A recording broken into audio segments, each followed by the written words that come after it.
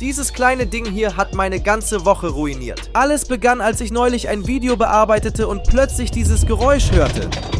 Was ist das für ein Geräusch? Jedes Mal, wenn ich abbiege, Gas gebe oder bremse, kommt dieses Geräusch. Ich schaue überall im Auto nach, aber das Geräusch hört einfach nicht auf. Wenn es nicht von da kommt, dann ist genau das passiert, wovor ich Angst hatte. Etwas ist in diesen Lüftungsschacht gefallen und es ist sehr schwer, da ranzukommen. Ich habe versucht, es rauszuholen, aber es war unmöglich. Dann hatte ich plötzlich eine Idee. Ich habe die Klimaanlage so eingestellt, dass sie nur auf die Füße bläst und auf volle Power gedreht. Dann trat ich das Gaspedal durch.